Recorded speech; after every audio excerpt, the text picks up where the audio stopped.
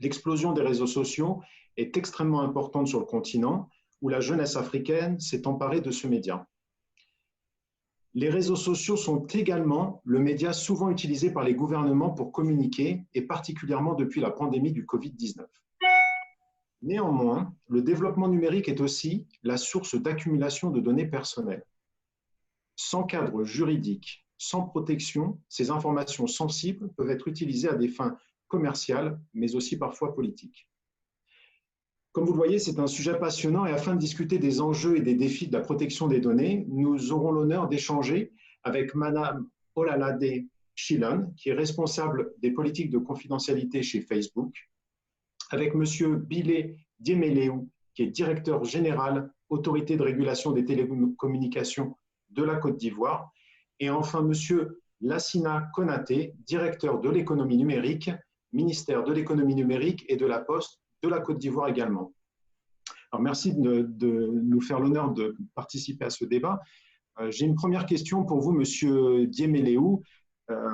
Peut-être avant de commencer à discuter plus en détail de la protection des données, spécialement dans un contexte de crise, j'aimerais, si vous le voulez bien, que vous nous dressiez un panorama des différents cadres juridiques qui existent dans le monde, et puis après peut-être en redescendant vers l'Afrique. D'abord, je voudrais dire bonjour à vous tous et surtout aux internautes qui nous suivent. Je suis Bile Diemeleou, le directeur général de l'Autorité de régulation des télécommunications de Côte d'Ivoire et aussi le directeur général de l'Autorité de protection. Je suis heureux de participer à ce panel et surtout en ce moment où on parle beaucoup plus de la pandémie du Covid-19 qui dérange tout le monde. Quel est l'état de lieu de la protection des données dans le monde et en Afrique? Je vous dis d'abord qu'il y a plusieurs fêtières qui existent dans ce domaine-là.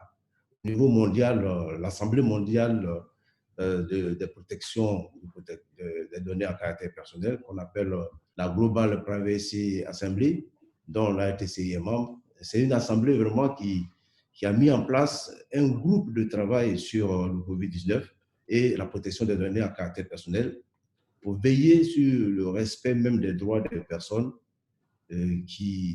quant au traitement, bien sûr, de leurs données personnelles durant la crise. Au niveau de la francophonie, nous avons aussi une autre fêtière qui s'appelle l'AFAPDP, qui est l'Association francophone des autorités de protection des données personnelles. Et cette association regroupe toutes les autorités de protection des données personnelles du monde francophone, dont la RTCI est encore membre. Au sein de cet espace, qui contient près de 60 lois et près de 50 autorités indépendantes, protège les données personnelles et veille aussi sur le respect de la vie privée de plusieurs centaines de millions de personnes. En allant plus loin, nous venons plutôt du côté régional, où nous avons à notre niveau, au niveau Afrique aussi, mis en place un réseau africain des autorités de protection des données personnelles, qui réunit cette fois-ci les autorités africaines, bien sûr les autorités africaines autour de la protection des données à caractère personnel. Au niveau réglementaire, il existe une loi sur la cybersécurité pour la République populaire de Chine, je parle de la Chine exprès, depuis 2016.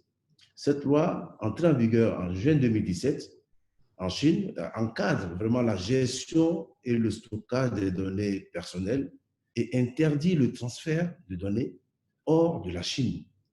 Toutefois, il n'existe malheureusement pas d'autorité de régulation chargée de veiller sur la protection des données à caractère personnel.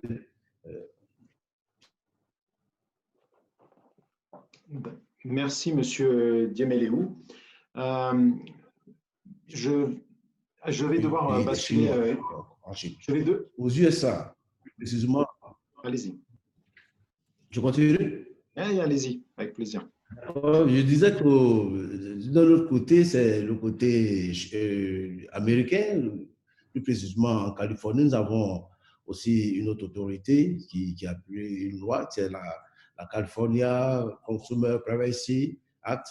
Et c'est cette loi-là sur la protection des données à caractère personnel qui permet, bien sûr, aux consommateurs aux États-Unis de voir leur vie au niveau de la protection des données être suivi. Alors là, en Afrique, il y a plutôt la loi sur la loi de la South African Development Community, qui est la communauté de développement d'Afrique australe pour la protection des données, qui date depuis 2010. Nous avons l'acte additionnel de la CEDEAO, nous avons la Convention de l'Union africaine sur la cybersécurité et la protection des données à caractère personnel. Vous voyez qu'il y a beaucoup d'éléments qui permettent de construire cet écosystème-là sur la protection des données à caractère personnel. On note qu'en 2019, il n'y a que 25 pays africains sur 54 qui ont pu se doter d'une loi, dont 8 francophones, 8 anglophones, 14 francophones et 3 lusophones, soit moins de la moitié des pays africains. La tâche est déparue, elle continue. Nous continuons, je pense que jusqu'à la fin, nous aurons plusieurs pays africains qui pourront adhérer. En Côte d'Ivoire, nous avons la loi qui a bien été numérotée, qui date du 19 juin 2013, relative à la protection des données à caractère personnel, qui a fait de l'ARTCI l'autorité de protection des données à caractère personnel. Vous voyez que l'ARTCI n'est pas qu'un régulateur des télécommunications TIC, mais l'ARTCI est aussi l'autorité de protection en Côte d'Ivoire. Je vous remercie. Alors, j'ai déjà une petite question pour vous, hein, Monsieur Diemeleou, avant de basculer sur Madame Chilon et Monsieur Konaté. On voit que l'inspiration est venue peut-être d'autres pays. Vous avez mentionné la Chine, les États-Unis. On voit aussi qu'il existe peut-être un écosystème africain séparé entre pays anglophones et pays francophones. Hein. Vous avez mentionné le cadre juridique des pays francophones. Est-ce qu'on peut imaginer que le continent africain ait une loi unique qui permettrait d'unifier la gestion des données privées, ou est-ce que ça paraît extrêmement utopique et spécialement dans un contexte actuel? Normalement, c'est l'idéal. L'idéal, vous avez vu qu'au niveau mondial, déjà, on en parle, et ce n'est pas impossible que cela arrive. Si on vous parle de l'Union africaine, c'est tous les pays, tant lusophones, anglophones, francophones. Donc, à partir de ce globe-là que j'appelle l'UA, c'est des initiatives qui sont prises et nous arriverons à unifier un peu nos process. D'accord, merci Monsieur Diemeleou. Comme je l'indiquais tout à l'heure, nous avons la chance d'avoir Madame Chilon qui est anglophone, donc je vais poser les questions en anglais. Good morning, Madame Chilon. Just a quick summary of what Mr. Diemeleou just mentioned. I just did a quick introduction referring to all the legal framework already available in China and in other countries. I think can you hear me, Madame Chilon? I think we have an issue. D'accord. Donc, Monsieur Konaté, donc du coup, je vais rebasculer sur vous. On l'a vu, hein, il y a souvent un cadre juridique et puis il y a souvent une autorité pour appliquer les lois. Est-ce que vous pouvez nous expliquer un petit peu plus en détail comment ça se passe en Côte d'Ivoire, s'il vous plaît? Alors, oui, bonjour tout le monde. Je suis Lassina Konaté, directeur de l'économie numérique au sein du ministère de l'économie numérique. Effectivement, au niveau de la Côte d'Ivoire, comme l'a dit tantôt le directeur général, M. Villers,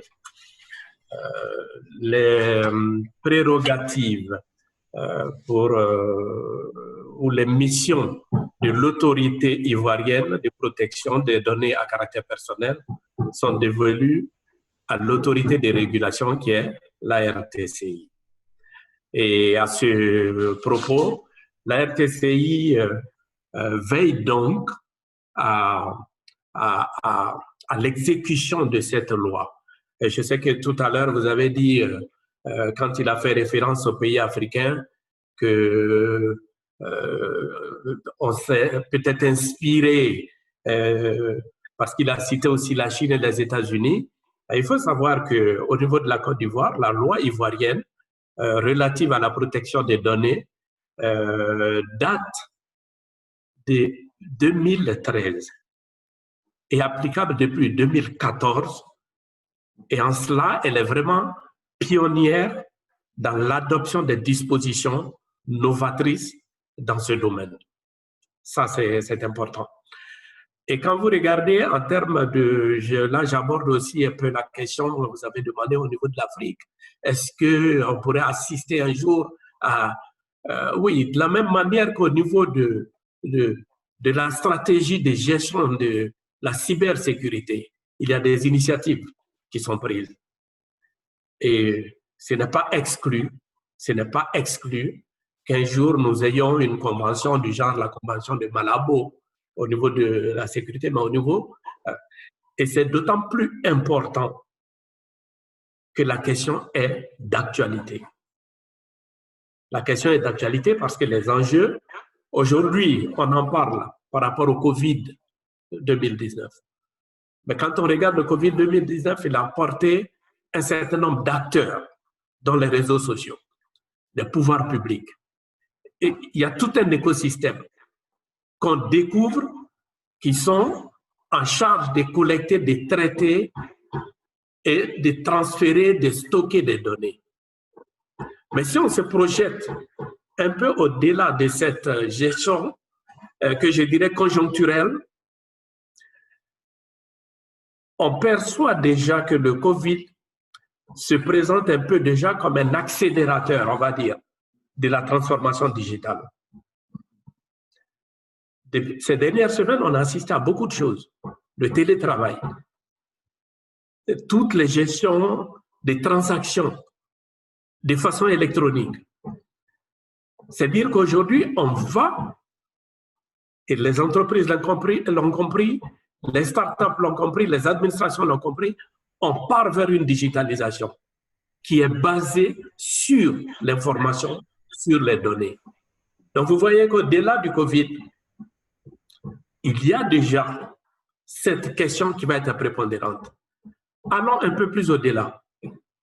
Avec l'arrivée annoncée des technologies de la 4e révolution, Internet des objets et tous les autres, ça sera encore des transactions. Donc, une augmentation des transactions. Et qui dit transaction dit confiance. Toute transaction est basée sur la confiance. Et les données à caractère personnel viennent là pour renforcer cette confiance. Pour ce qui concerne la Côte d'Ivoire, peut-être qu'on aura l'occasion de revenir là-dessus, l'autorité de régulation assure les missions d'autorité ivoirienne de protection des données. Elle dispose d'un certain nombre d'outils et de prérogatives qui lui permettent d'assurer des fonctions de contrôle et aussi le recours pour des actions. Elle doit informer, elle doit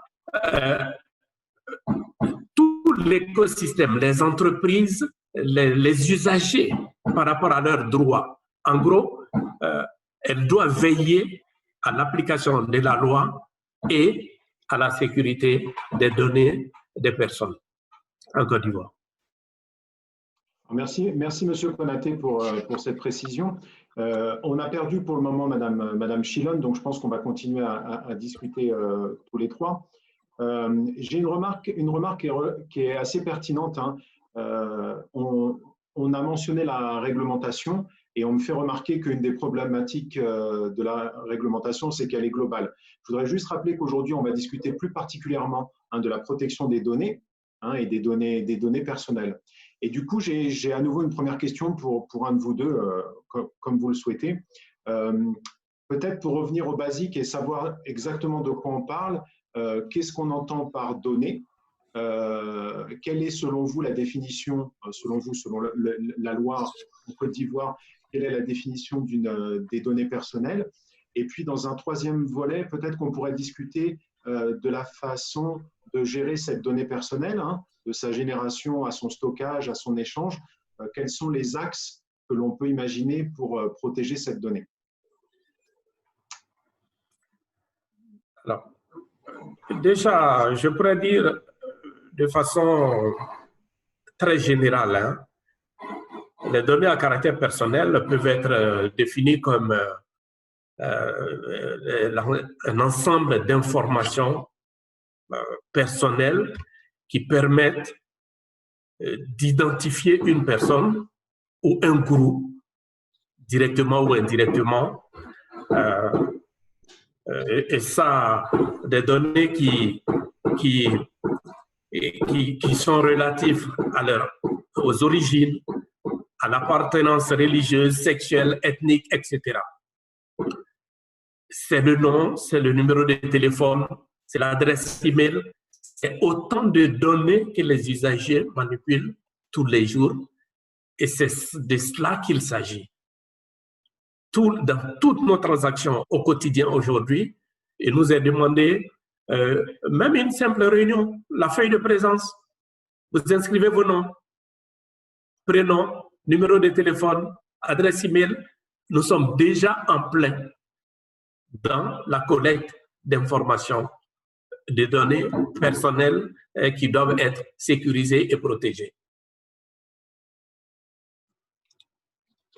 Je dirais tout simplement, comme l'a déjà avancé mon cher ami Konaté, vraiment, d'une façon générale, les données à caractère personnel, c'est vraiment toute information relative à une personne physique susceptible d'être identifiée directement ou indirectement. Donc, tout ce qui concerne la personne devait être protégé. Et les dispositions, c'est un peu plus large que ça, hein. Les dispositions sont aussi réglementaires. Nous les avons dans la loi assez bien définies. C'est tout un chapelet. Et tous ceux qui veulent protéger les données des autres devaient aussi se mettre en conformité. Et je pense qu'on aura l'occasion d'en parler.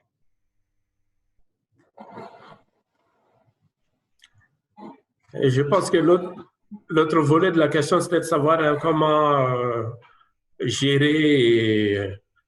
Alors, quand on regarde d'une façon générale, et on peut se référer par exemple au règlement général sur la protection des données qui est en vigueur en Europe depuis 2018, mais les stratégies, ou en tout cas la gestion des données à caractère personnel repose en réalité sur des principes directeurs, des grands principes. Il y a d'abord un principe dit de la transparence. Et par transparence, on entend aussi la base légale. Ne viens pas collecter des données qui veut. Il faut qu'il y ait une base légale. La bonne foi, il faut qu'il soit sûr qu'il mettra en œuvre tout ce qu'il faut pour gérer de façon correcte ces informations. Il y a beaucoup d'autres aspects. Il y a un autre principe comme le droit des utilisateurs. C'est de ça qu'il s'agit. Ceux à qui nous prélevons de données, il faut qu'ils bénéficient d'un certain nombre de droits. L'accès à leurs informations, pouvoir modifier, supprimer, etc. Il y a un certain nombre d'éléments qui vont avec ce principe de droit des utilisateurs. Et puis, il y a la responsabilité des entreprises. Des entreprises, mais de l'État aussi. Des entreprises qui collectent, qui stockent, qui traitent, qui transfèrent. Mais l'État aussi, dans l'exécution de ses pouvoirs, on va dire régaliens, sécurité, santé, qui collectent des informations. Donc, voici en gros les trois grands principes autour desquels le cadre réglementaire devrait être bâti pour assurer une certaine pour protéger les données à caractère personnel.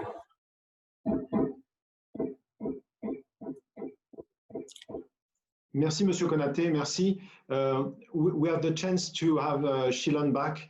I have a question for you, so I will just quickly summarize. We did an overview of the legal framework by Mr. Diemeleu in Africa, in China, in the US, And we were just discussing data definition and data life cycle. But maybe we mentioned private companies. So I have a question for you, Shilan. How is Facebook dealing with privacy? What is Facebook's definition of privacy? Thank you very much.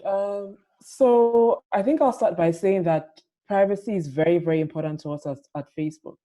Not only because it's a fundamental human right, so we approach it from the human rights perspective, but because we believe also that the ethical use of data is very vital to preserving all other human rights. Of course, one of which is also the right to privacy. And so at Facebook, we are guided by 7 principles on how we approach privacy. And I'll run through them very quickly. So the very first one is that we give our users control of their privacy, because we realize that at the end of the day, users want to have the opportunity and the freedom and the choice to specify exactly how they want to experience, our services. And that is also part of giving them the choice to determine exactly how they want to protect their privacy. So that's the first principle that we go by. Another key principle is that we also help our users to understand how their data is being used. So that's really about being transparent. So we have, for example, our data policy that explains to users, how do we collect information? How do we use the information we collect? And also, how do we share that information, if at all, with other parties beyond, with third parties? So basically, we ensure that there's transparency in how we deal with data of our users. Another key principle is that we build in privacy by design from the very onset of our products and of our features. So it's not an afterthought, it's something we are intentional about, and we ensure that as we're building a product, we think about privacy and we put in privacy protection into the product. Another thing is that we work on keeping information secure, because at the end of the day, users will not trust us if their information is not kept safe and secure.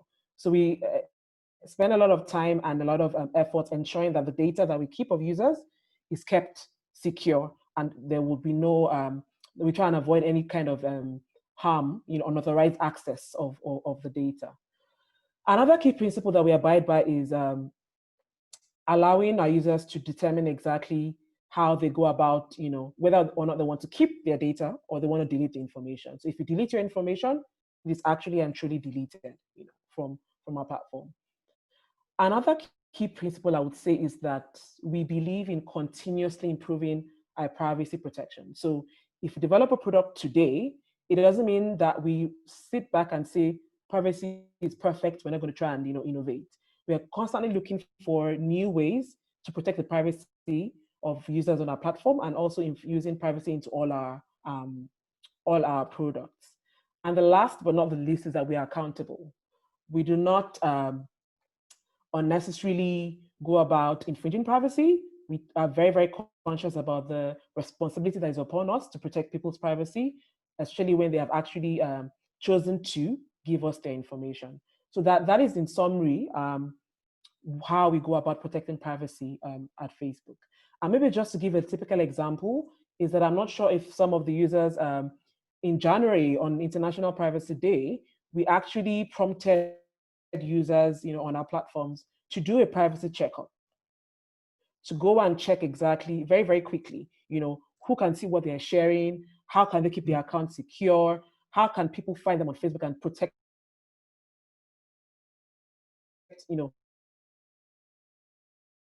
if they don't want people to find them on Facebook, fix their data settings. So all these are things we have done to try and ensure trust, build transparency, and also give users control. So that's, in summary, how we approach privacy at Facebook.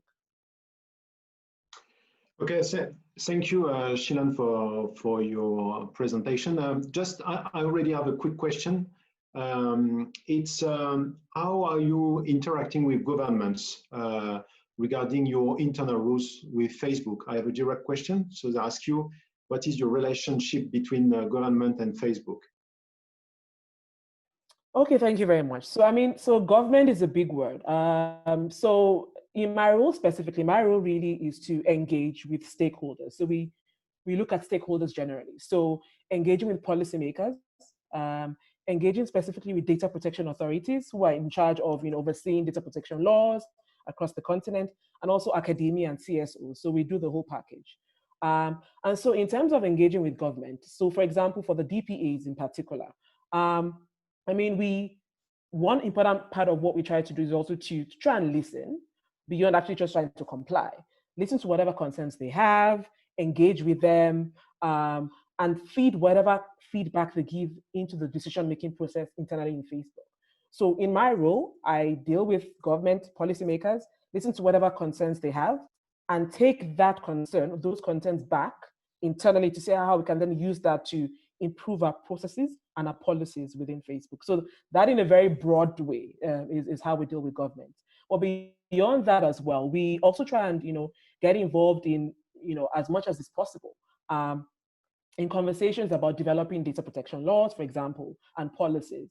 So where we are invited, we will give input, into what we believe, is some of the best practices around the world on how data protection laws should be, and also engage, with all necessary stakeholders in terms of what we see, what have been our experiences, being that we operate across the world, and share those experiences and see how we can help, in terms of co-building some of these laws across the continent. Okay, so you're answering perfectly. I have even a more precise question now. It's we understood how you are dealing with government and your action typically, Ololade. The question is, you have at Facebook some specific rules and laws regarding restricted content. Are you sharing in live this content in real time with the government? Can you please clarify? You said we have some policies on restricted content?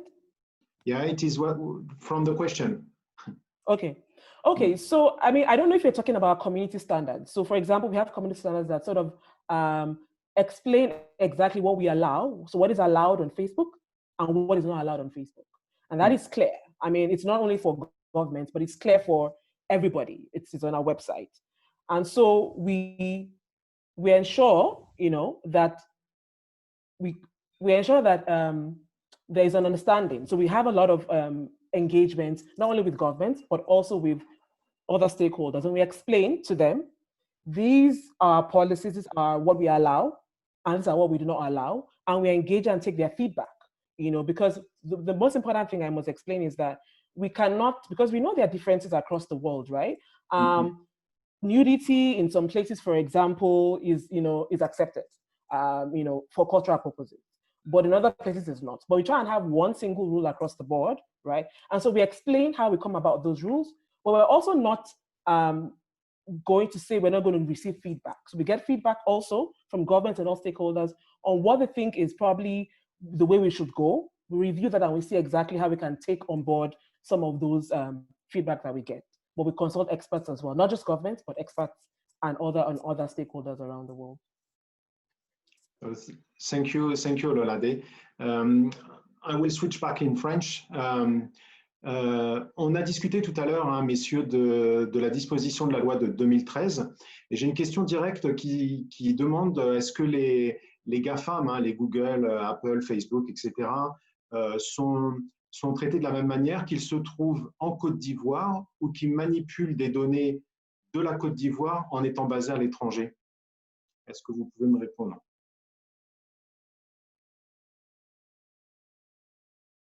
J'imagine. Donc, comme disait Lola, la confidentialité est importante pour nous à Facebook, non seulement parce qu'il s'agit d'un droit humain fondamental, mais aussi parce que l'utilisation éthique des données est essentielle à la prévention de tous les droits fondamentaux, y compris la confidentialité.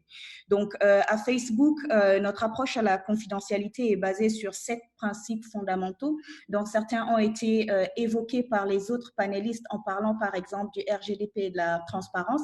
Donc, à Facebook, nos 7 principes fondamentaux sont, nous avons d'abord la transparence, donc c'est-à-dire que nous donnons le contrôle de la vie privée aux utilisateurs parce que nous réalisons qu'à la fin de la journée, ce sont vraiment c'est eux qui savent comment ils veulent que ces données-là sont utilisées. Donc, nous leur donnons le contrôle sur leur vie privée.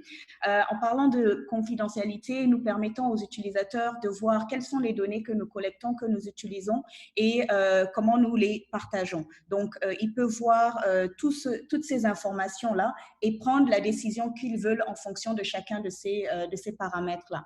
Et autre chose mentionnée aussi, le troisième principe, c'est que la confidentialité, chez nous, c'est la confidentialité, la protection des données par design. Donc, ça veut dire que ce n'est pas quelque chose à laquelle on pense après que le produit soit conçu, mais pendant même la conception de nos différents produits, on inclut la confidentialité. Donc, on pense à la confidentialité, ses implications et on inclut nos différents principes dans ce produit-là. Quatrième principe, nous travaillons vraiment dur pour sécuriser les informations et pour veiller à ce que les personnes qui ne sont pas autorisées n'aient accès aux données et vraiment pour pouvoir renforcer aussi la confiance des utilisateurs en nos produits parce que c'est quelque chose à laquelle nous tenons. Cinquième principe, les utilisateurs ont les données leur appartiennent, donc ils peuvent les supprimer s'ils le décident ou ils peuvent les garder, sachant bien sûr que s'ils suppriment les données, ils seront supprimés de tous nos serveurs et donc il n'y aura pas aussi la possibilité de restaurer ces données-là. Donc les données appartiennent vraiment aux utilisateurs et ils ont l'option, la possibilité, le choix de faire ce qu'ils veulent avec. Sixième principe, l'amélioration constante. Donc, lorsque nous mettons des paramètres de confidentialité, on ne s'assied pas en disant que le travail est fait. Non, nous travaillons continuellement pour renforcer et améliorer la confidentialité, la protection des données à Facebook. Et également, nous sommes responsables et nous sommes conscients de la responsabilité que nous avons par rapport aux données que nos utilisateurs nous ont confiées. Et un exemple qui a été mentionné, c'est celui de ce que nous avons fait pendant la journée internationale de la confidentialité cette année, lorsque nous avons invité tous les utilisateurs à faire un check-up de leur confidentialité en ligne, en quelques lignes, revoir un peu leurs différents paramètres et opter pour l'utilisation qu'ils veulent faire de leurs données et voir comment les données sont protégées aussi sur la plateforme. Alors, merci Balkissa, merci pour la traduction. Je pense que tout le public et l'audience est contente de l'avoir eu. Du coup, je reviens à ma question en français. Elle s'adresse à M. Konaté ou à M. Diemeleou. Tout à l'heure, on a mentionné les dispositions de la loi de 2013 qui s'appliquent aux sociétés ivoiriennes. La question, elle porte directement sur les sociétés étrangères, à savoir les GAFAM en particulier, qui traitent des données des personnes qui se trouvent en Côte d'Ivoire, même si les services qui traitent ces données sont à l'extérieur du pays. Est-ce que vous pouvez nous expliquer un petit peu comment ça se passe? Quelle est la protection appliquée à ces données? Je voudrais vous dire qu'en Côte d'Ivoire, cette loi, elle est assez précise et a pris en compte le volet des transferts de données. Et c'est toujours sur les mêmes protections que nous appliquons. Et il est possible de transférer des données, mais il faut en avoir eu l'autorisation de l'autorité de régulation, de l'autorité de protection qu'est la RTCI.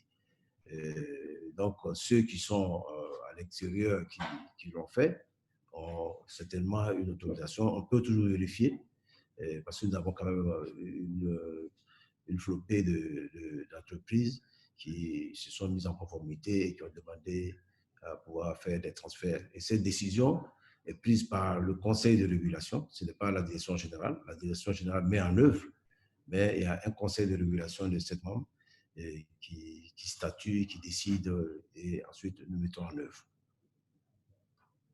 Monsieur Konaté, vous voulez rajouter quelque chose ou...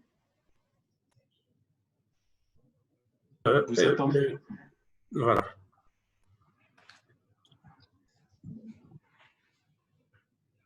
Non. Ok. Monsieur Diemeleou, je pense qu'on peut basculer sur la deuxième partie. Donc finalement, on a bien compris les cadres réglementaires, on a bien compris ce qu'était la donnée. Finalement, quelle stratégie faut-il adopter pour la protection des données et spécifiquement sur les réseaux sociaux dont on parle aujourd'hui? Bon, d'abord, pour nous, nous pensons qu'il y a certainement plusieurs axes, mais il faut plutôt rester sur les 4 principes suivants.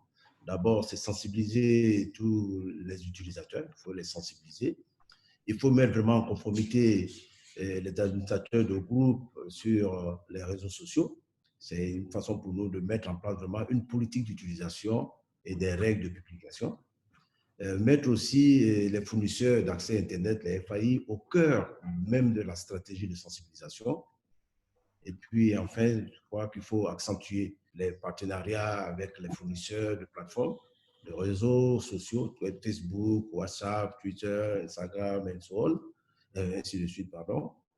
Et par ailleurs, je rappelle que la coopération des autorités de protection en vue d'élaborer vraiment une approche commune pourrait être celui qui pourrait nous faire sortir des solutions. Merci, Monsieur Diemeleou. Madame Chilon, we just discussed a little bit about the strategy to adopt in order to protect privacy and data within the social network ecosystem. What is your, at Facebook, of course, what is your privacy-focused vision for social networking? Thank you very much. So I'm sure many of the participants and even the panelists would probably have seen a post about a year ago that was shared by our CEO, Mark Zuckerberg, when he was trying to sort of outline our vision for a privacy-focused networking platform. And so they're basically, so I must emphasize that this is really a vision. It doesn't necessarily mean that it's something that is already complete and perfected. We are working towards this in the next couple of years. And so there are like 6 main pillars of this vision that we have. The first one is on private interaction. We realize that people want simple and intimate places where they can have control over who can actually communicate with them, and also be sure that nobody else can access what they are trying to share. And so we want to ensure that people on our platforms can have interactions that are private, and they can determine who exactly they want to engage with. Another key focus of us that we have right now is encryption. We believe that people's communication should be kept private and secure. And so we are working towards having end-to-end encryption so that even us, we are not able to see exactly what people are sharing on our platform. Also, we are also focusing on reduced permanence. People talk about the internet never forgetting. And we really want people to be able to share and be themselves online without also believing that whatever they share is going to come back to haunt them. For example, for children who do things maybe because they are naive and that their lives are going to be destroyed forever and ever because of what they've done. And so we are also trying to make sure that once people delete their information or their data, it's actually deleted. And therefore, on our own part, proactively, we will ensure that we will not keep data longer than we need to actually provide a service to our users. Another cardinal vision we're looking to sort of ensure that we focus on over the next couple of years is on safety. We want everyone on our platform to be safe. And of course, we want everyone, but also we also pay particular attention to vulnerable groups as well. So for example, women and children, you know, we try and make sure that we take into account their safety risks and, you know, make adequate provision to protect them once they're using our platform. Another key thing we're looking at is interoperability. So we will want people to be able to connect right across our platforms and even with other networks in a very simple and in an easy manner. That is the key focus that we have. And lastly, we are also very keen to ensure that data that is stored with us is secure. And so we are very, very particular about especially sensitive personal data that is shared with us. And we do not want to store that kind of data in countries that we know have weak human rights records. For example, the right to privacy and freedom of expression. In those kind of countries, we don't want to store data because we know that it will be improperly accessed and might lead to human rights abuses. So in summary, those are the key areas of focus that we are looking at in terms of ensuring that we have a privacy-focused social networking platform in the next couple of years. Thank you, Ololade. Maybe Balkissa, you can translate for the audience, the French audience. Thank you. Donc, la vision de Facebook, comme vous l'avez probablement, peut-être que vous l'avez vu, il y a environ un an de cela, notre président fondateur, Mark Zuckerberg, a publié une lettre, un op-ed, dans laquelle cette vision a été vraiment partagée. Mais je voudrais vous préciser ici qu'il ne s'agit en fait que d'une vision, il ne s'agit pas vraiment de quelque chose qui est complet et qui est déjà opérationnel. C'est une vision qui montre où est-ce que Facebook veut aller. Et cette vision est basée sur 6 grands piliers, dont le premier est les interactions privées entre utilisateurs, le chiffrement de bout en bout, qui sont donc permettre aux utilisateurs d'avoir entre eux des conversations privées et sécurisées, de telle sorte que nous-mêmes, nous ne puissions voir ce qui est partagé entre les utilisateurs. Et aussi, comme troisième pilier, il y a la permanence réduite, c'est-à-dire que les utilisateurs peuvent supprimer les données qu'ils ont partagées avec nous. Ceci, comme on l'entend souvent, les gens parlent du fait que l'Internet n'oublie jamais, mais vraiment, nous voulons que les gens soient eux-mêmes quand ils sont sur nos plateformes. Quand on prend par exemple le cas des enfants, je précise ici que les plateformes, Facebook n'est pas utilisable par les enfants qui ont moins de 13 ans. Quand parfois des adolescents partagent des choses sur Internet et ils se disent que peut-être que dans quelques années, ces choses-là peuvent venir et puis les hanter. Donc, nous voulons vraiment faire en sorte que les données ne soient pas maintenues, ne soient pas conservées plus que nécessaire pour continuer à fournir du service à ces utilisateurs-là, mais nous voulons aussi leur donner la possibilité de supprimer ces données-là. Il y a également la sécurité. Vraiment, nous savons qu'il y a des catégories de personnes qui sont plus à risque en ligne, comme par exemple les femmes, les adolescents. Donc, nous veillons à mettre en place des provisions qui sont vraiment précises et ciblées, qui leur permettent d'être protégés en ligne. Le sixième pilier, c'est l'interopérabilité, parce que nous voulons que nos utilisateurs puissent à même utiliser toutes nos différentes plateformes de manière simple, mais au-delà même utiliser d'autres plateformes qui ne nous appartiennent pas pour faciliter vraiment cette interopérabilité-là. Et finalement, il y a le stockage des données que nous voulons sécuriser. Nous voulons sécuriser les données qui nous ont été partagées. Et d'ailleurs, un élément, c'est celui du stockage des données, de lieu où nous les stockons. Nous ne les stockons pas dans les pays, par exemple, qui ont qui ne performent pas bien quand il s'agit des droits humains, parce que pour justement éviter le risque que ces données-là soient accédées. Et je voudrais revenir sur un point qui a été mentionné par la panéliste au départ, en relation avec la relation de Facebook avec les gouvernements. Donc, elle disait que son rôle est de collaborer avec les différentes parties prenantes, donc pas juste les gouvernements. Elle collabore avec, bien sûr, les gouvernements, les autorités de protection de données qui s'occupent de la régulation de la protection des données, les organisations de la société civile et aussi les académiciens. Et quand nous collaborons avec eux, c'est vraiment pour les écouter, c'est pour nous impliquer dans ce qu'ils font quand nous sommes invités à le faire, et aussi fournir des feedbacks en interne sur la base de ce qu'eux, ils partagent avec nous. Et au-delà de cela, quand ces parties prenantes-là développent des lois et qui nous invitent à faire des inputs, nous sommes heureux de partager notre expérience sur le plan global, ce que nous voyons et aussi comment nous pensons que la régulation des réseaux sociaux, de nos plateformes doit être, et ceci vraiment dans une optique de pouvoir collaborer à la mise en place de ces régulations et les mettre en place ensemble. Merci Balkissa. Du coup, il y a une question qui, je vois, qui est en train de pointer, hein, qui est sortie sur le chat, mais qui vient aussi par résumé hein, de ce qu'on vient de se dire. Est-ce que les utilisateurs et est-ce que la population est assez éduquée concernant la gestion de ces données, et est-ce qu'elle est assez sensibilisée? Donc, quelles sont les actions en Côte d'Ivoire en particulier? Et puis après, on pourra peut-être basculer en anglais pour savoir est-ce qu'il y a des programmes dédiés de Facebook pour l'éducation de ses utilisateurs. Peut-être M. Dieméléou?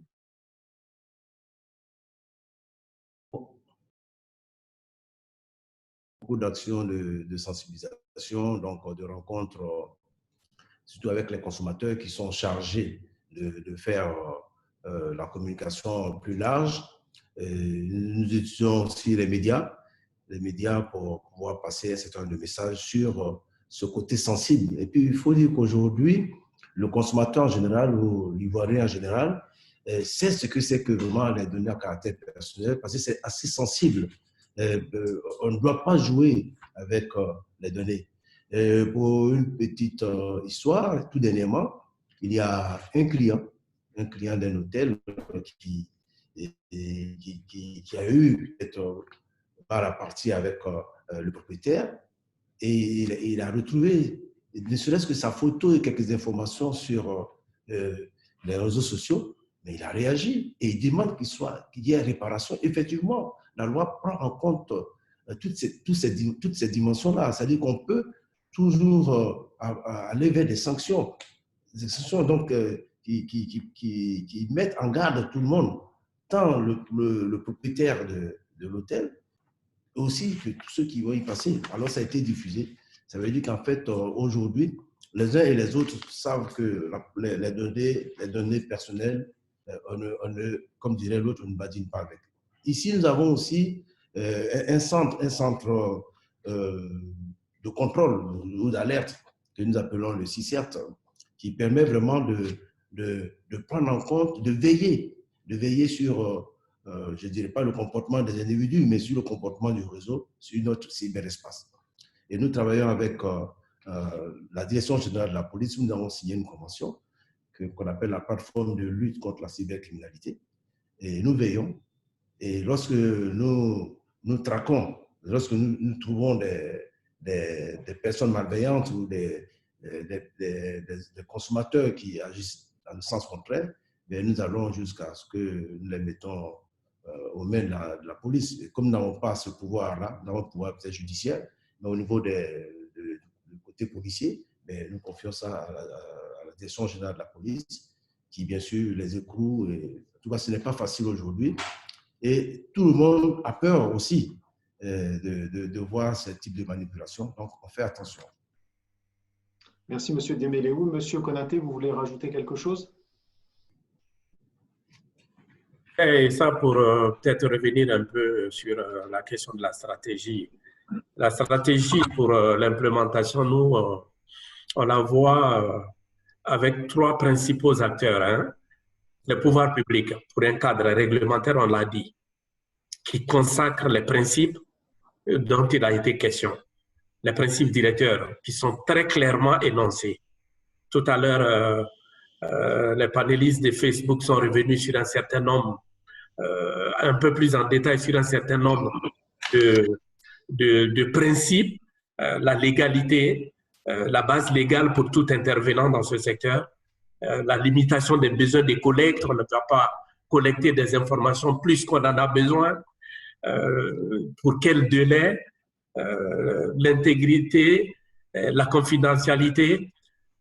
Donc, le pouvoir public doit mettre un cadre réglementaire qui énonce de façon très claire ces éléments. Je pense que le pouvoir, M. Billet l'a dit tout à l'heure, à travers l'autorité de protection des données, peut également procéder à la diffusion, à la formation et même à la sensibilisation de l'écosystème. Ceux-là même pour qui les données personnelles sont des éléments sensibles quant à leurs droits. L'autorité et le pouvoir public doivent pouvoir veiller également à l'adhésion des entreprises au cadre réglementaire. À côté de cela, nous avons les entreprises elles-mêmes. Et en extrapolant, c'est-à-dire tous ceux qui sont responsables du traitement des données. Un devoir d'adhésion au cadre réglementaire qui sera mis, mais aussi surtout d'information. Et ça, on l'a appris tout à l'heure, je vois que Facebook, quand ils sont sollicités, ils interviennent pour donner, pour clarifier leurs policies pour tout ce qui concerne confidentialité. Et puis, il y a la société civile, les consommateurs. Ceux-là même dont on manipule, on collecte, on traite les données. Il faut les former, il faut les sensibiliser. Pour ce qui concerne la Côte d'Ivoire, M. Bidet l'a dit tantôt, il y a des éléments, il y a des initiatives qui sont en cours. Nous allons veiller à ce que ça soit renforcé. Il faut que les usagers sachent exactement ce à quoi ils ont droit. Qu'est-ce qu'on peut faire de leurs données et qu'est-ce qu'on ne peut pas faire de leurs données personnelles. Donc, l'information pour nous, et j'ai vu la question revient effectivement, est fondamentale dans la question de la gestion des droits des données à caractère personnel. Merci, M. Konaté. Donc, avant de basculer sur une question en anglais à nouveau sur l'éducation, je voudrais qu'on bascule sur la partie RGPD, le Règlement général de la protection des données. Donc, ce règlement qui a été instauré en Europe et qui permet de définir un cadre de la donnée et des obligations, des droits et aussi des obligations pour les entreprises de la manipulation de ces données, de l'utilisation de ces données. Donc, il y a une question pour vous directement. Est-ce qu'il existe une entité en Côte d'Ivoire qui est chargée particulièrement du respect de la RGPD? Et si oui, quelle est sa mission et son rôle? Bien, je pense que c'est de ça qu'on parle un peu depuis. C'est que nous sommes une autorité de protection de données à caractère personnel. Notre rôle, c'est de veiller à ce que toutes ces lois-là pour lesquelles nous avons adhéré aussi en tant qu'autorité de protection, que toutes ces lois-là soient respectées. Donc, c'est l'autorité de protection qu'est l'ARTCI qui veille à la bonne application, qui veille au bon fonctionnement de ces règlements-là. Et vous l'avez vu, qu'on ne s'est plus arrêté à cela. Nous sommes allés dans des fêtières africaines et ainsi de suite. Donc, nous faisons de sorte que tous ceux qui sont dans notre écosystème, qui sont même en Côte d'Ivoire, se mettent en conformité. Je l'avais dit tantôt, il faut se mettre en conformité. Et si ce n'est pas le cas, lorsqu'il y a une plainte d'un usager, nous faisons des contrôles pour voir si ces entreprises-là ont pu se mettre en conformité avant même de manipuler les données des uns et des autres. Est-ce que vous savez que même quand vous utilisez une caméra que vous avez achetée, c'est des amis de rue pour installer chez vous, il peut arriver, on en a fait des cas, qu'on vienne vous contrôler pour savoir si effectivement vous êtes adressé à l'autorité de protection. Est-ce que celui qui a installé en avait eu l'autorisation? Vous voyez, il y a beaucoup de questions qui se posent. Donc, c'est très important. Il faut toujours prendre contact avec l'autorité de protection pour vous montrer la bonne voie. Et c'est pourquoi on parle de sensibilisation, on parle de mise en conformité, on parle d'utilisation de données pas n'importe comment. Il faut en avoir eu une autorisation. Alors, Monsieur Billet, merci. Du coup, on a tout de suite une question qui est arrivée. Est-ce qu'il existe, on a bien compris que vous appuyez sur un cadre et un système de vérification. Est-ce que vous pouvez vous aussi vous targuer de vous appuyer sur un arsenal répressif? Est-ce que vous avez moyen de faire des sanctions Bien sûr, bien sûr. La loi existe et nous l'appliquons.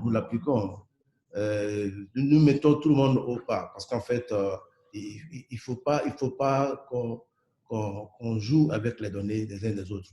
Il faut en avoir eu l'autorisation et quand vous ne l'avez pas, il y a la répression derrière. Et ça aussi, nous l'appliquons, nous faisons de sorte qu'on respecte la loi ivoirienne parce que ça, c'est notre loi, nous aussi. Et M. Billet, peut-être si vous pouvez nous donner des informations, quel type de sanctions existent? Ce sont des amendes ou ce sont des sanctions pécuniaires allant jusqu'à des emprisonnements. Vous voyez un peu, on dirait, mais pour des données, vous allez vous retrouver en prison. Mais oui, il arrive que selon la nature de la sanction et le type aussi de la sanction, que vous soyez écroué ou que vous êtes devant la justice. Donc, il vaut mieux ne pas y arriver. Il vaut mieux éviter cela. Donc, le bon comportement et s'adresser à l'autorité de protection pour se mettre en conformité et être en règle. Merci, Monsieur Billet. Monsieur Konaté, avant de basculer avec Madame Chilon, est-ce que vous voulez rajouter quelque chose? Non, juste confirmer de façon très claire que le pouvoir en termes de contrôle de tout ce qui est implémentation de la loi sur les données à caractère personnel, ce pouvoir revient à l'autorité de régulation qui a été désignée pour assumer cette mission. Et la loi, par exemple, je vous le dis, les missions de l'autorité de la protection des données à caractère personnel sont confiées à l'autorité administrative indépendante en charge de la régulation des télécommunications. À ce titre, veille à la protection, traitement des données, ce sont les termes de la loi au niveau de la Côte d'Ivoire. Alors, juste avant de basculer, je suis désolé, j'ai une petite question qui vient d'apparaître, elle est un petit peu taquine. Est-ce qu'il existe une liste des sociétés qui auraient été appréhendées par vos départements suite au non-respect des lois?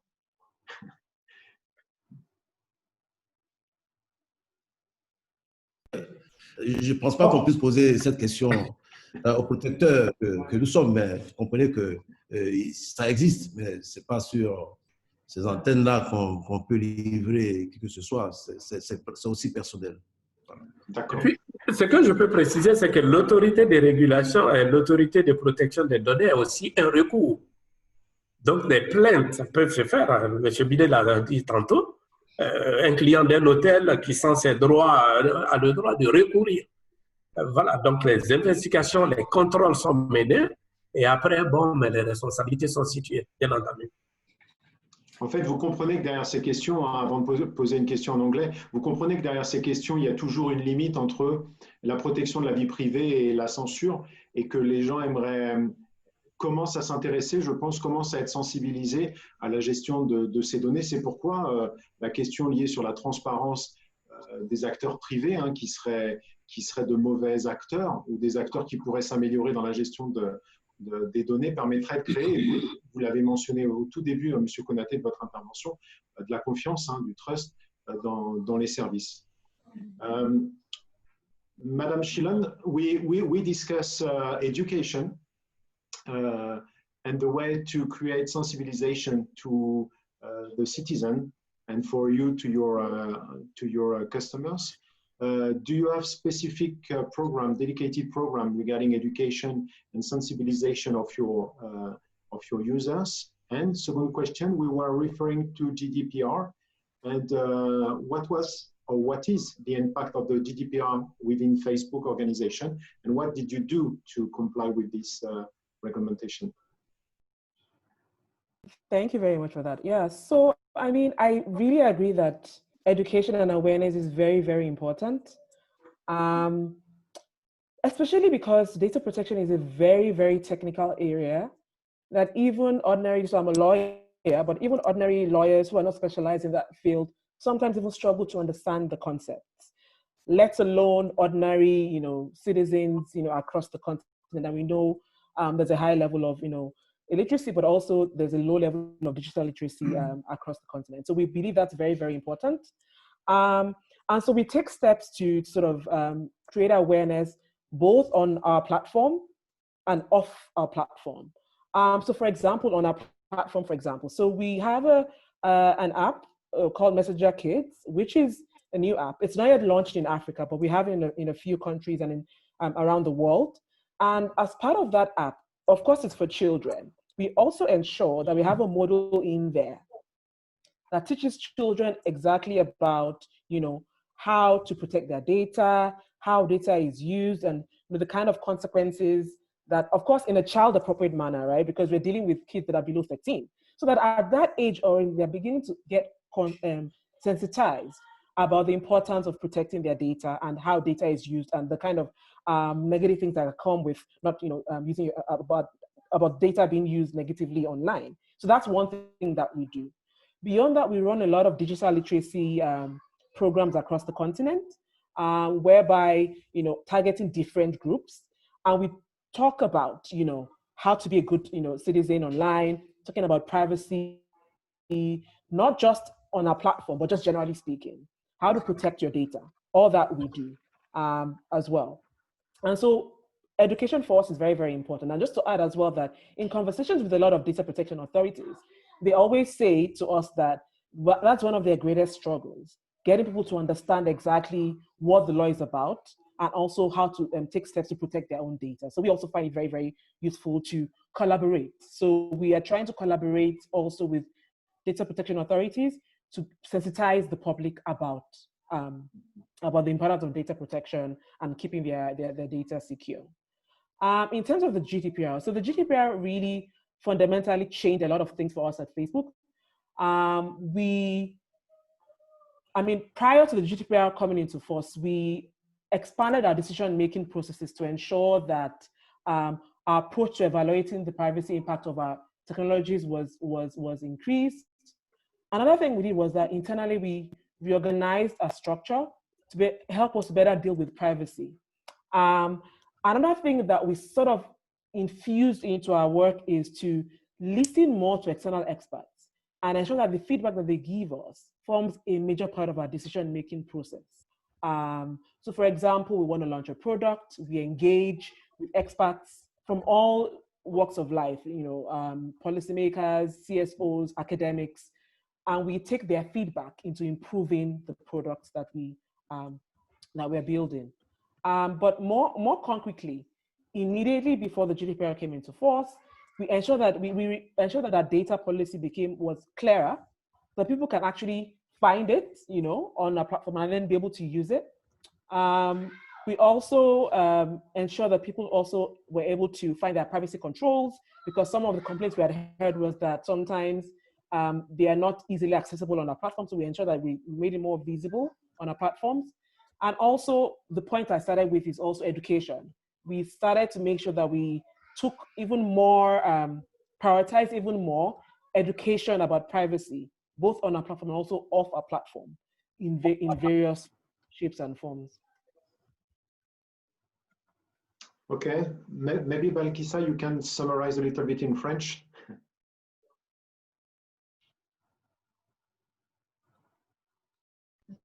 Sont deux thématiques très importantes. La protection des données est complexe en elle-même, et même les avocats qui ne sont pas forcément spécialisés sur cette question-là ont du mal à comprendre les tenants et aboutissants. Donc, quand on parle de la population au sens large, vous pouvez comprendre que c'est un concept qui peut être complexe à comprendre. Donc, à Facebook, nous faisons vraiment de notre mieux pour éduquer les utilisateurs à être des citoyens responsables en ligne, à comprendre qu'est-ce que la donnée et comment protéger leurs données en ligne. Nous avons lancé, par exemple, un produit qui s'appelle Messenger for Kids, qui n'est pas encore disponible en Afrique. C'est en fait une application qui permet aux enfants d'interagir avec leurs amis proches et leur famille de façon ludique et sous contrôle parental. Donc, dans cette application-là, il y a un module de formation qui est carrément inclus, qui sensibilise les enfants sur qu'est-ce que la donnée, quelles sont les données utilisées, comment celles-ci sont utilisées, quel est l'impact négatif que peuvent avoir la mauvaise utilisation de la donnée en ligne, ceci vraiment pour leur inclure dès un âge plus jeune les connaissances sur la donnée et aussi leur donner les outils pour mieux se préparer. Pour ce qui est du RGDP, c'est un règlement qui a fondamentalement changé notre approche en matière de responsabilité et de confidentialité, et comme nous l'avons mentionné plus tôt, dès la conception de nos produits même. Donc, nous avons élargi nos processus décisionnels pour intégrer la confidentialité dans nos services et formaliser notre approche pour évaluer l'impact de nos technologies sur la protection des données. Nous avons aussi modifié notre structure organisationnelle pour mieux gérer la confidentialité. Nous travaillons avec des experts externes et écoutons les feedbacks, les commentaires que nous font les parties prenantes et nous les intégrons aussi dans notre processus décisionnel. Maintenant, pour ce qui est du processus de préparation du RGDP, pour vraiment s'assurer à ce que nous l'implémentons dans notre manière de fonctionner, nous nous sommes assurés que notre politique de données est plus claire et que nos paramètres de confidentialité qui sont accessibles par tous les utilisateurs sont plus faciles à trouver et qu'ils peuvent être utilisés vraiment dans la plus grande simplicité par les utilisateurs. Et les utilisateurs peuvent aussi contrôler leur vie privée et avec des contrôles qui sont nouveaux et constamment améliorés. Et nous éduquons les utilisateurs sur la confidentialité sur notre plateforme, mais aussi hors de notre plateforme. Et il a été mentionné les différents programmes d'éducation digitale que nous menons à travers le monde, en Afrique et aussi en Côte d'Ivoire, et aussi les conversations que nous avons avec les autorités de protection de données, parce que d'après ces conversations-là, ils nous disent que la sensibilisation, vraiment faire comprendre aux utilisateurs en quoi concernent les données et comment se protéger est une priorité. Donc, il arrive très souvent que nous collaborons avec eux pour atteindre ensemble cet objectif d'avoir des citoyens qui sont responsables en ligne, qui connaissent ce qu'est la donnée, comment elle est utilisée et comment mieux protéger leurs données en ligne. Merci Balkissa. Je pense qu'on peut basculer maintenant sur le point Covid, être spécifique sur le Covid. Monsieur Billet, quand on a préparé cette conférence, vous avez parlé d'un cas spécifique, d'un quartier, en l'occurrence Yopougon, où vous avez eu des actions spécifiques liées au Covid. Donc, ce sera ma première question, peut-être cette anecdote pour expliquer l'impact. Et puis, le deuxième, c'est est-ce que, en termes de protection des données, vous avez eu à éviter des missions et avoir des actions spécifiques pour la protection de vos citoyens? Bien, toujours dans le cas du Covid, on s'entend. Effectivement, l'État de Côte d'Ivoire, dans l'anticipation et afin de pouvoir accueillir les malades ou alors pouvoir faire des tests de dépistage, avait commencé à installer dans les grands quartiers d'Abidjan des centres de dépistage. Alors, il y a un centre qui a été installé, qui avait commencé son début d'installation à Yopougon. Et sur les réseaux sociaux, il y a des fake news qui sont passés pour dire qu'attention, ce n'est pas un centre de dépistage, mais c'est un autre type de centre qui n'a rien à voir avec le Covid. Alors, ça a créé un désordre. Les jeunes, ceux qui étaient là, ont empêché dans les premiers jours l'installation. Ça allait vers une insurrection, des manifestations de tous ordres. Et alors, l'État a dit attention, il a fallu donc communiquer pour que les uns et les autres notent que ce n'était pas ce type de centre-là. Alors, vous voyez un peu, juste à partir des réseaux sociaux, ça a drainé du monde. Il y a eu aussi un autre cas à l'ouest où on a trouvé que le vaccin qui était en train de... Enfin, le camion de santé qui venait livrer des médicaments, on a dit non, c'est des vaccins qui viennent pour des vaccinations contre le Covid et tout ça. Et ce n'était pas un centre de test. Et là aussi, il a fallu que, avec l'État, nous jouons de toute la maestria pour que les gens comprennent que ce n'était pas vraiment ce cas. Alors, pour dire que nous avons vécu ces problèmes-là et il faut que nous prenions des dispositions. Aujourd'hui, en Côte d'Ivoire, effectivement, il a engagé une procédure qui va permettre de pouvoir contrer toutes ces difficultés. Et nous n'avons pas à suivre les malades ou les consommateurs. Nous savons ce que nous faisons. Mais en tant qu'autorité de protection, nous faisons tout pour que la protection des consommateurs et la protection de tous ceux qui utilisent les réseaux, je parlais des opérateurs, soient aussi protégés. Je ne sais pas si j'ai répondu à votre question, mais je crois qu'il y avait une autre derrière que je n'ai pas bien notée. Non, la question était liée au Covid. Est-ce que vous aviez eu des actions spécifiques? Je pense que vous en avez parlé un petit peu. Oui, c'est la fameuse question. Ben, en fait, sur le Covid, nous sommes restés en phase avec l'État. Nous avons donné des numéros verts au ministère de la Santé pour que les usagers ou tous ceux qui sentaient des malaises devaient appeler gratuitement. D'ailleurs, de passage, je dis merci aux opérateurs de téléphonie mobile qui ont facilité la tâche à l'État de Côte d'Ivoire, donc au gouvernement, pour que les numéros verts fonctionnent. Et il y a aussi le ministère de la Communication qui en a bénéficié, parce que dans notre fonctionnement, en cas d'état d'urgence, il y a des possibilités d'offrir ces moyens modernes-là pour qu'on puisse les signaler. Donc, nous sommes intervenus, nous avons fait aussi des dons en passant, voilà, parce que les besoins sont énormes, voilà, et dans toutes les occasions, tant que nous devons être là, nous le ferons. Dernier point, nous sommes en train de préparer, de donner la possibilité aux opérateurs de pouvoir avoir un peu plus de bandes passantes pour pouvoir utiliser leur réseau, parce qu'il faut dire qu'aujourd'hui, il y a beaucoup de consommation avec le télétravail, les opérateurs sont submergés de trafic, mais il faut leur accorder quelques facilités. Nous avons eu cette recommandation de l'Union internationale des télécommunications de faciliter la tâche aux opérateurs en leur accordant ce type de flux temporairement, au moins sur 3 mois. Alors évidemment, on va profiter que vous soyez là, Monsieur Billet, puisqu'on a des questions qui sont peut-être pas toujours faciles. Dans le cadre du Covid-19, j'ai une question qui vient de m'apparaître.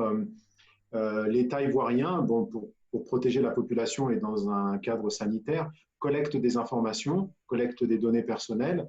La question est, est-ce que cette collecte de données personnelles respecte toujours les exigences de la loi de 2013? Je vous dis tout de suite avec un grand oui.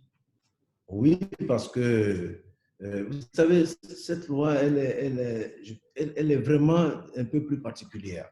Parce que nous avons tenu compte de tous ces aspects-là. On ne sait jamais, comme on dit. Et voilà que nous sommes, le chef de l'État a décrété, il a dit que nous étions en état d'urgence.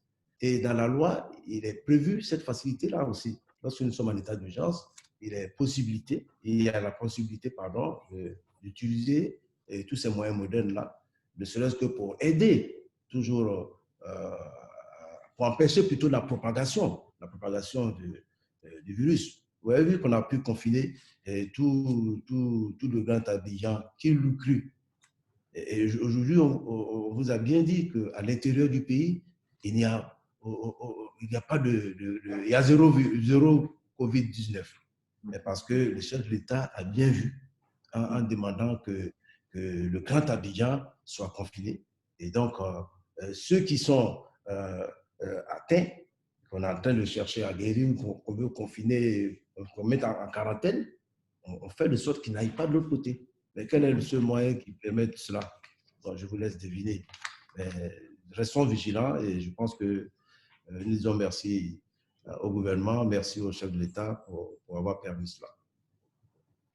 Merci, Monsieur Billet, pour votre réponse diplomatique, c'est bien.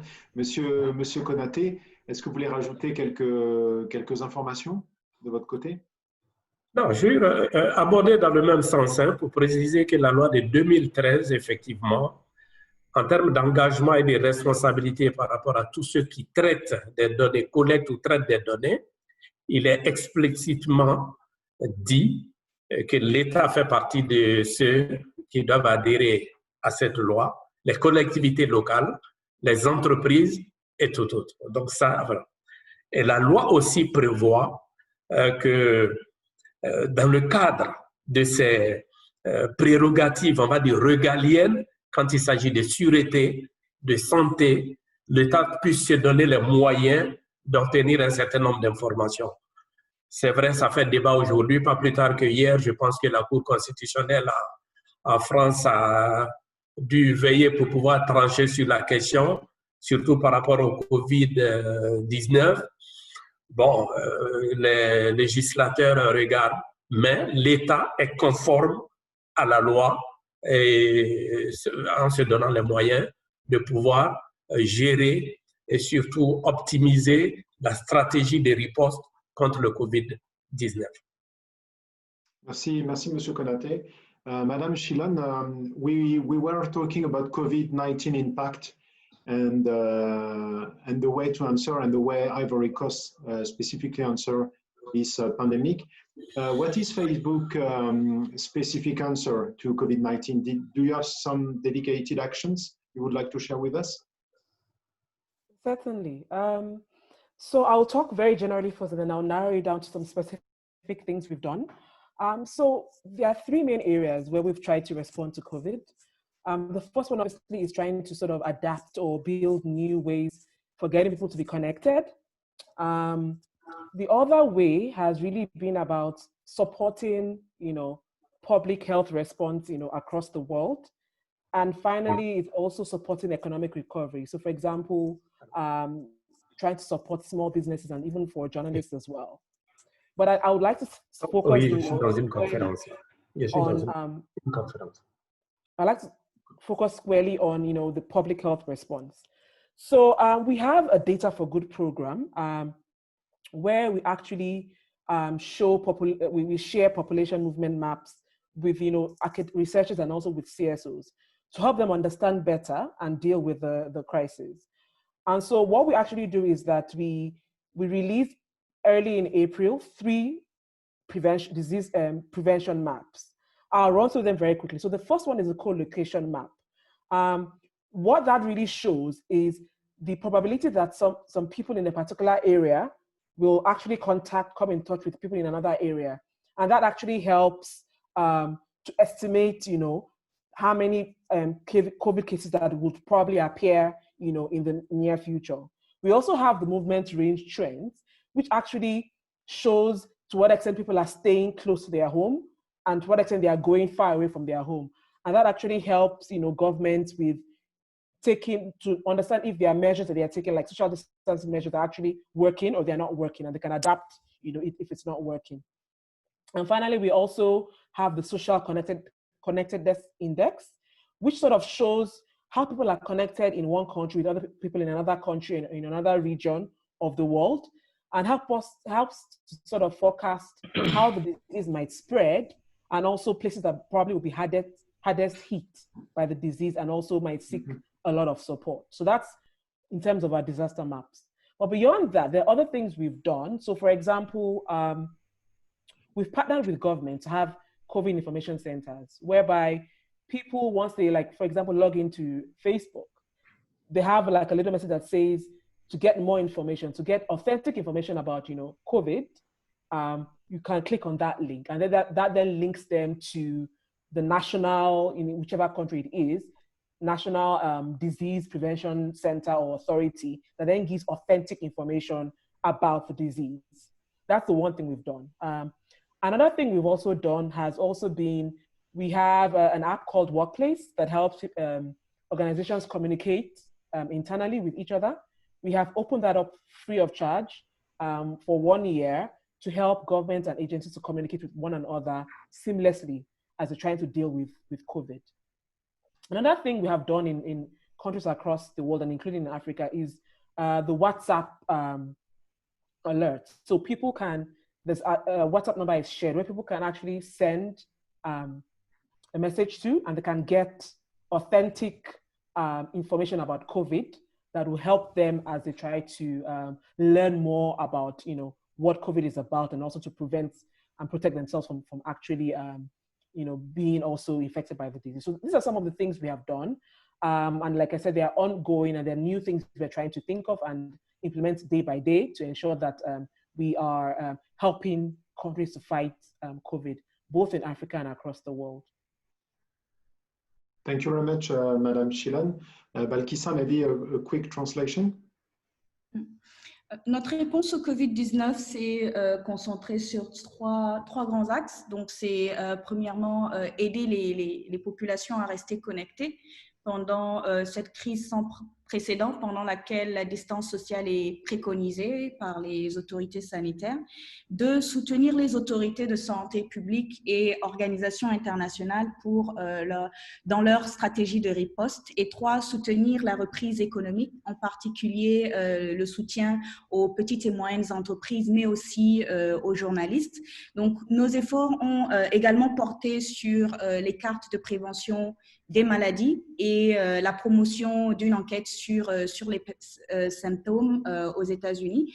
Donc, dans le cadre du programme Data for Good de Facebook, nous proposons des cartes sur les mouvements de population que les chercheurs et les organisations de la société civile peuvent utiliser pour mieux comprendre la crise et aussi proposer des stratégies aux autorités sanitaires. Donc, ces cartes-là utilisent des données agrégées pour protéger la confidentialité des populations, des personnes. Et sur la base des commentaires sur la valeur de ces informations pour répondre au COVID-19, début avril, nous avons annoncé de nouveaux outils pour soutenir ce type de travail-là. Donc, ces 3 cartes qui ont été mentionnées de prévention des maladies permettent d'éclairer les efforts de prévision de la maladie, sa progression et aussi les mesures de protection. Donc, il y a les cartes de colocalisation qui révèlent la probabilité que des personnes dans une zone entrent en contact avec des personnes dans une autre zone. Donc, cela aide à estimer où les cas de COVID-19 peuvent apparaître ensuite. Il y a aussi les tendances de l'amplitude des mouvements qui montrent au niveau régional si les gens restent près de chez eux ou s'ils visitent de nombreux autres quartiers de la ville ou d'autres communes. Cela peut permettre de savoir si les mesures préventives fonctionnent ou pas. Et la 3e carte, c'est celle sur l'indice de connectivité sociale qui montre comment les gens d'un pays sont en train de se connecter avec des gens dans d'autres pays, ce qui peut aussi aider les spécialistes, les épidémiologistes à prévoir la probabilité de propagation du virus et aussi les endroits ou les régions les plus touchées par le COVID-19 pourraient demander de l'aide. Donc, pour ce qui est de la carte sur les symptômes, c'est une carte qui a été lancée uniquement aux États-Unis pour l'instant, qui en fait a été faite en collaboration avec une université et qui en fait invite juste les utilisateurs à remplir un questionnaire de détection précoce en fait sur le COVID-19 pour permettre de voir un peu où peuvent potentiellement être les lieux, les foyers de la maladie. En plus de cela, il a été mentionné les autres différents types de produits et de solutions que Facebook a mis en place pour vraiment pouvoir soutenir les autorités sanitaires dans le cadre de la riposte face au COVID-19. Il y a entre autres le centre d'information sur le COVID-19 qui apparaît sur le fil d'actualité des utilisateurs de la plateforme Facebook, y compris en Côte d'Ivoire. Et là, ils ont les informations en fait qui viennent de sources accréditées comme le ministère de la Santé, comme l'OMS ou l'UNICEF. Dans le cas de la Côte d'Ivoire, c'est bien évidemment le ministère de la Santé. Il y a aussi le portail du gouvernement qui contient des informations sur la pandémie, l'OMS et l'UNICEF. Il y a une de nos plateformes qui s'appelle Workplace qui permet de favoriser le travail dans des structures bien déterminées que nous avons mis à la disposition des structures gratuitement pendant 1 an. Et il a été mentionné le chatbot WhatsApp qui est également mis en place en collaboration avec les autorités sanitaires désignées. Dans le cas de la Côte d'Ivoire, c'est avec le ministère de la Santé. Donc, c'est un numéro, si vous voulez, un numéro vert, comme il a été mentionné, qui a été mis en place avec les opérateurs, mais cette fois-ci sur WhatsApp, où les utilisateurs vont et ils peuvent engager une conversation avec un bot qui leur donne des informations préenregistrées sur des thématiques clés sur le COVID-19. Ça a été lancé déjà au Sénégal, en Afrique du Sud, au Niger, et on est en train de travailler avec les autres États pour lancer. Et comme mentionné aussi, ce sont des solutions qui sont en train d'être régulièrement améliorées. Il y a aussi de nouvelles solutions qui sont lancées chaque jour. Donc, c'est en progression. Merci Balkissa. Où peut-on trouver ces cartes ? Il y a un site web où les organisations de la société civile, les chercheurs sont invités à remplir un formulaire pour demander l'accès à ces cartes-là et ils peuvent avoir accès aux cartes. Je précise ici que pour l'instant, ces cartes ne sont disponibles, accessibles qu'aux organisations, aux ONG et aussi aux universités ou aux chercheurs, pas aux autorités. Donc, pour nous, l'objectif, c'est que ceux-là puissent avoir accès aux cartes, vraiment observer comment la pandémie évolue sur le plan national, régional et global pour pouvoir fournir des recommandations aux autorités sanitaires dans leur pays. Merci, merci Balkissa. Merci, on rentre dans les 5 dernières minutes, donc j'aimerais que vous donniez chacun un petit mot de conclusion et pour cela, je vous propose peut-être de réfléchir sur l'après-Covid-19 puisqu'on a quelques questions. Donc j'ai des questions comme ça que je vais sortir. La première est, est-ce qu'il y a un site d'information sur le Covid-19 qui est prévu en Côte d'Ivoire? Si oui, quand? Et le deuxième, est-ce que le gouvernement ivoirien a prévu des actions spécifiques après le Covid-19? Monsieur Billet, si vous voulez commencer. D'accord. Merci. Disons qu'ici, en Côte d'Ivoire, nous avons un site gouvernemental qui est le CICG, où il y a la sensibilisation qui se fait, il y a la diffusion de plusieurs informations, il y a la veille qui se fait sur cette pandémie. Et je ne pense pas d'ailleurs, le président de la République, dans son adresse à la nation il y a quelques jours, a dit que tout ce processus-là devait se maintenir jusqu'à la fin de l'année. Et je suis sûr que c'est pour notre santé, c'est pour que nous évitons de faire perdurer cette pandémie en Côte d'Ivoire. Heureusement pour nous, les résultats sont bons. Vous voyez qu'il y a certes beaucoup d'appelés, mais vous voyez qu'il y a près de la moitié qui se trouvent être guéris, qui retournent chez eux. La Côte d'Ivoire veille sur l'évolution de cette pandémie. Même après la grande vague dite de la vague du Covid-19, nous resterons vigilants. C'est surtout ça. Et le chef de l'État l'a dit, il faut respecter les mesures barrières, les gestes barrières. C'est bien placé et il faut que nous respectons ça pour que cela ne fasse pas de la Côte d'Ivoire un pays qui est atteint. Je pense que nous sommes en train de sortir de là. Et vous voyez que le déconfinement hier, l'intérieur du pays est déconfiné totalement. Là-bas, il n'y a pas de couvre-feu. Vous voyez, mais nous, dans le Grand Abidjan, nous vivons ça pour quelques moments, mais nous prions Dieu aussi pour que nous sortons de là assez rapidement. Le site officiel, il existe, hein, je vous l'ai dit, le site officiel existe, mais il y a des sites, disons, d'approche qui sont aussi en latéral pour toujours permettre de communiquer assez largement sur cette pandémie. Voilà ce que je peux vous dire sur cette préoccupation. Merci, Monsieur Billet. Monsieur Konaté, comme mot de conclusion, et peut-être ouvrir, on l'a vu, hein, il y a eu beaucoup d'actions menées pour la protection de la vie privée et des données personnelles. Néanmoins, on sent qu'il y a beaucoup de questions encore derrière. Est-ce que vous pouvez, avec votre mot de conclusion, donner des pistes d'ouverture pour améliorer le système existant? Merci pour de me donner l'opportunité. C'est mon mot de la fin, la conclusion. C'est vrai que durant tout le débat, il y a pas mal de questions qui ont été soulevées. Mais je crois que le fondamental ici, c'est comment concilier les droits fondamentaux et les technologies.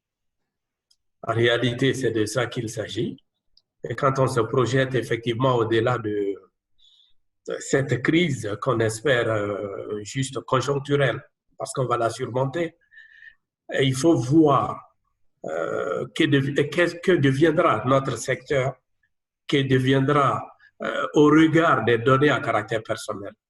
Et quand on se dit que les technologies qui sont annoncées, les changements structurels qui vont avoir lieu, la tendance désormais à la digitalisation ne feront qu'amplifier les transactions ou la collecte de données, on peut tout de suite se dire qu'en fait, nous serons de plus en plus confrontés à cette problématique entre l'évolution technologique qu'on ne peut pas arrêter et son corollaire basé sur tout ce qu'il y a comme information et la gestion des droits des personnes.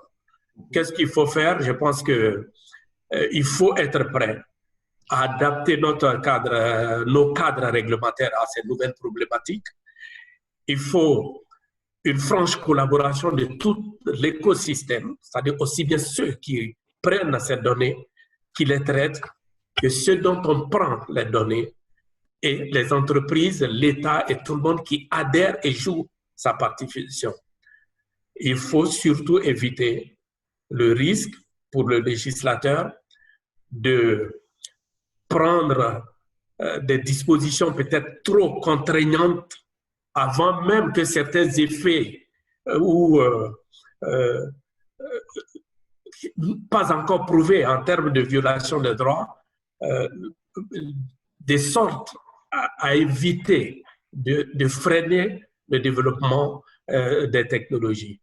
Je dirais qu'on a beaucoup appris avec le Covid-19.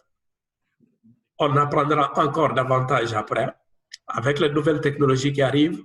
La problématique de la gestion ou de la protection des données à caractère personnel va être posée. Il faut que toutes les parties soient prêtes à jouer, les pouvoirs publics, les entreprises, y compris les citoyens et les utilisateurs. Merci, Monsieur Konaté.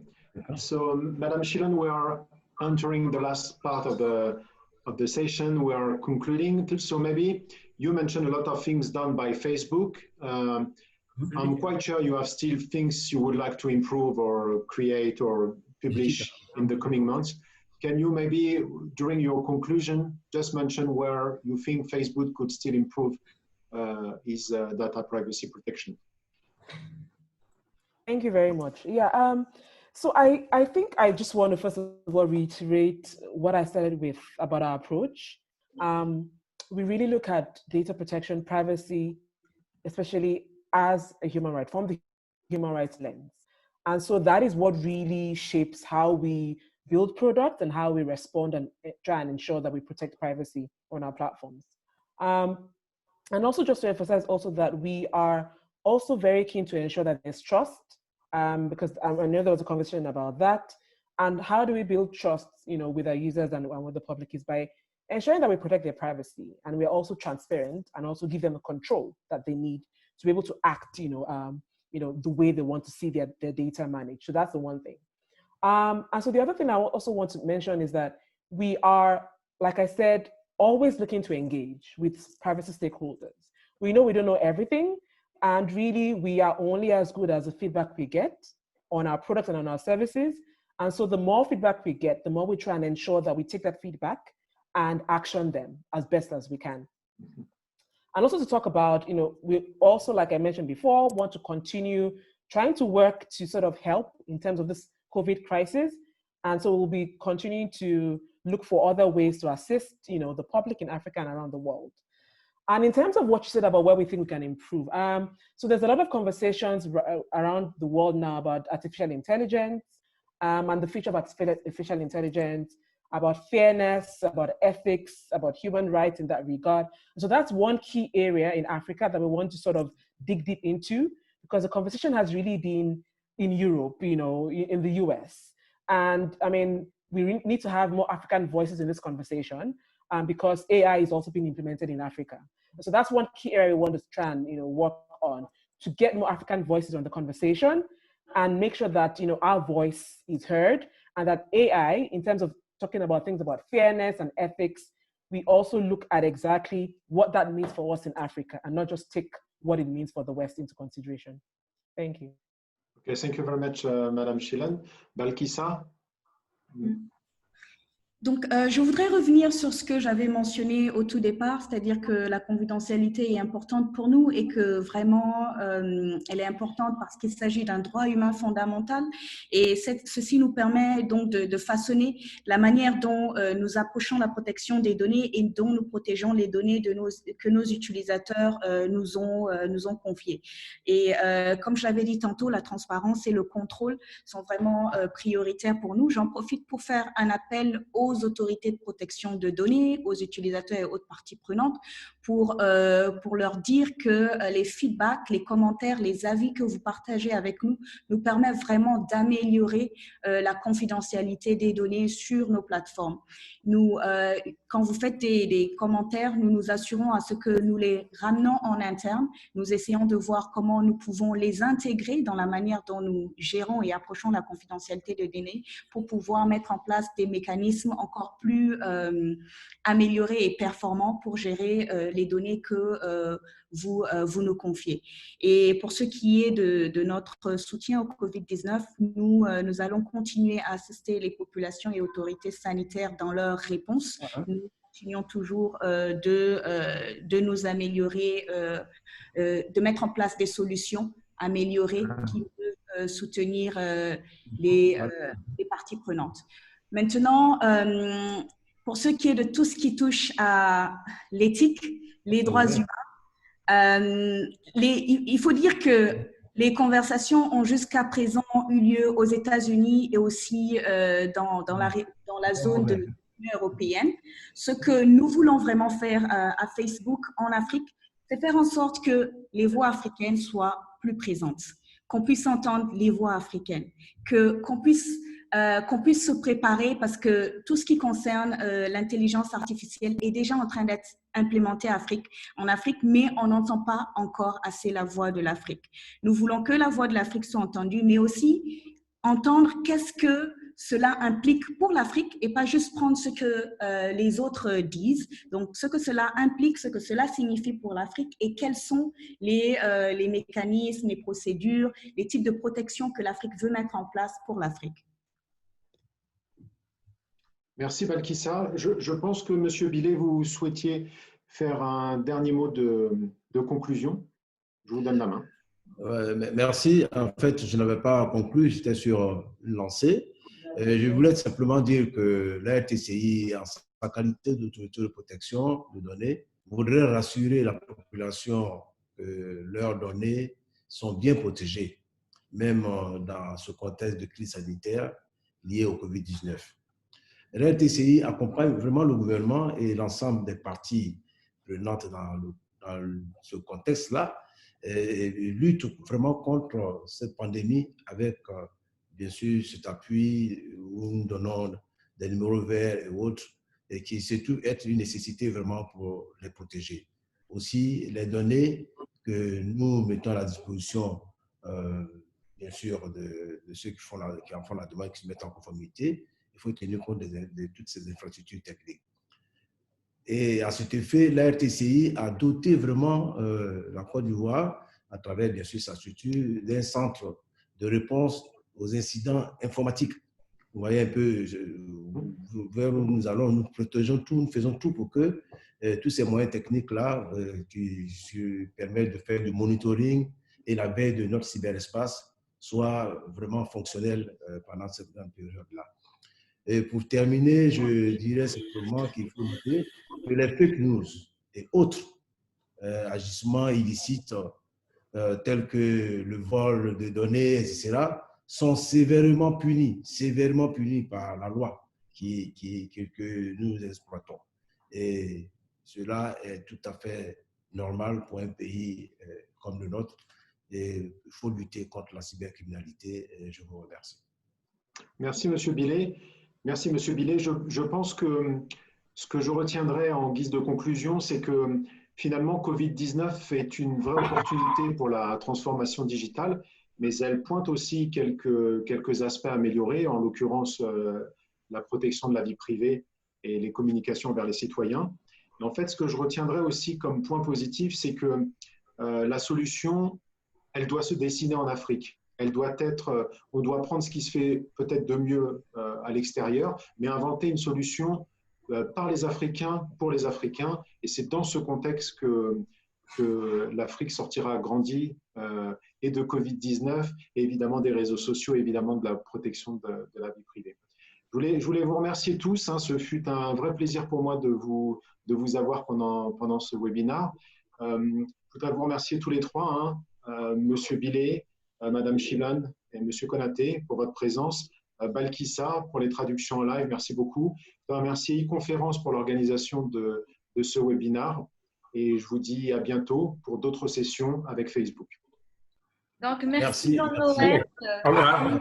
Merci beaucoup. À mon tour, je À remercie. bientôt. Bravo, modérateur. Bravo. Merci nos chers panélistes pour la qualité des échanges. Merci encore à tous les participants. Donc, nous vous donnons rendez-vous jeudi prochain pour une nouvelle thématique avec de nouveaux intervenants qui traitent du cashless cette fois-ci. Merci encore une fois et excellente journée à vous. Merci et à bientôt. À bientôt, au revoir. Madame, ça là.